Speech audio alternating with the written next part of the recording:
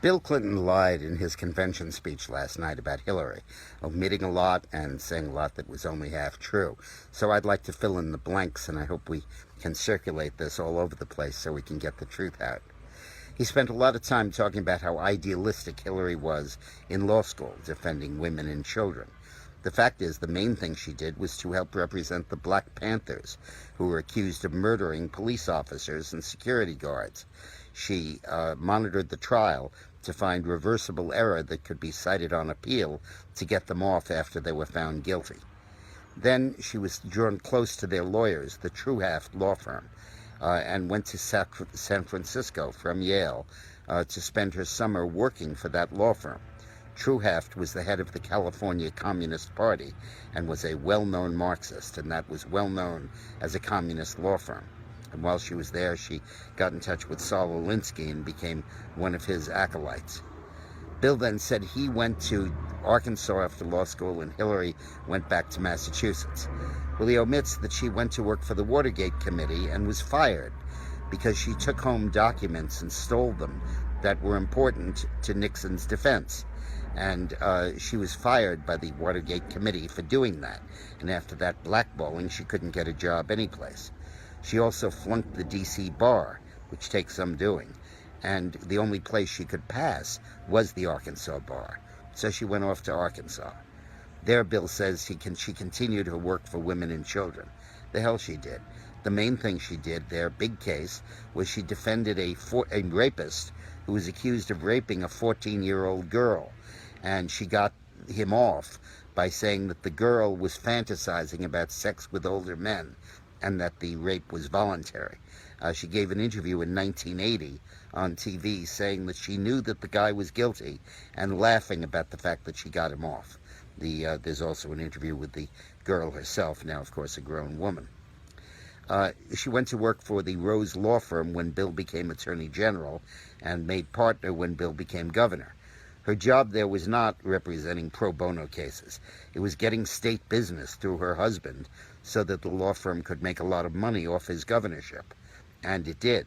She got a huge retainer to defend the state in a utility case and made tens of millions of fees for the law firm. She disguised her share of those fees by taking more of the non-state business and pretending she wasn't being compensated by the state business to make up for it. She also got involved then in doing phony legal work for Jim McDougal, the head of the Madison Bank, who was barred from buying real estate using his own bank's funds because of the shenanigans he'd pulled in the past.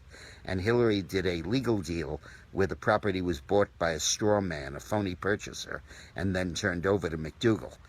She was investigated by a grand jury for that felony.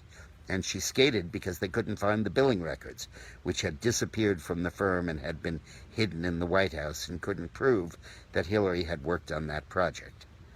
Bill says that after Chelsea was born, Hillary was so involved in her life, taking her to soccer games and play dates and all kinds of stuff. The fact of the matter is that those duties were all performed by Arkansas state staff. There was a full-time nanny and an assistant on the state payroll, living on the grounds, dedicated to the care of Chelsea.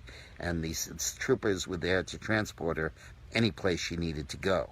In fact, there's a funny story. When Chelsea was older and in school in Washington, she got sick. And they said, "We're going to call home." And she said, "Oh, please don't call my mother. She's too busy. Call my father."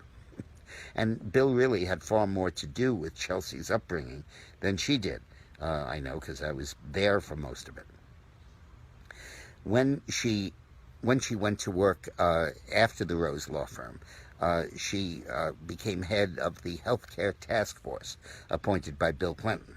And of course the healthcare bill failed, and one of the big reasons was that Hillary insisted on total secrecy in designing the legislative package. A court ultimately fined her for having secrecy, but that penchant for secrecy was established and evident way back then.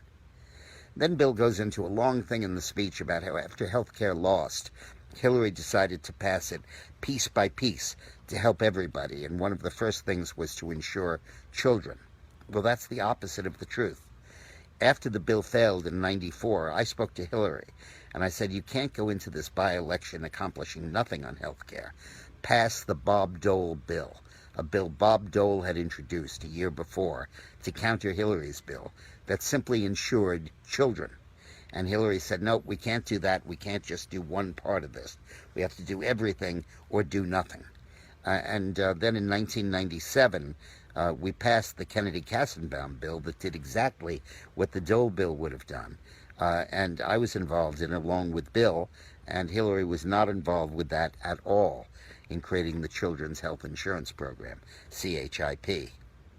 Then Hillary ran for the Senate, and Bill helped her by pardoning the Puerto Rican terrorists in the FALN who had tried to blow up the Capitol and assassinate Harry Truman and had blown up Francis Tavern, killing a police officer. And he gave those pardons because he wanted to appease the militants in the Puerto Rican community to get them to vote for Hillary. Then in the Senate record, Bill says that Hillary was a great senator. She wasn't. She introduced almost nothing that passed, and of the 8 bills that she did pass, 7 are completely symbolic. Rename a courthouse, congratulate a high school soccer team on winning the championship. There was only one substantive bill, and that had 1 million co-sponsors in addition to Hillary. Then she ran for president and then became Secretary of State. Now, in describing her record as Secretary of State, Bill never mentions Benghazi. He never mentions the secret emails. He never mentions any of the really important aspects of her tenure. It's like asking Abraham Lincoln's widow, other than that, how did you like the play, Mrs. Lincoln? He says that Hillary fought hard for Iran's sanctions. She did, but she fought against them. Whenever Mark Menendez or Mark Kirk proposed tougher sanctions, Hillary would send Wendy Sherman, her deputy, to Capitol Hill to testify against it, to warn that it would be terrible if these sanctions passed. The Senate then passed these sanctions largely unanimously over her strong objection.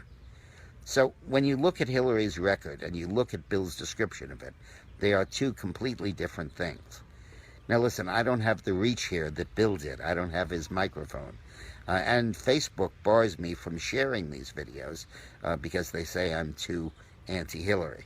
So please share this all over the place.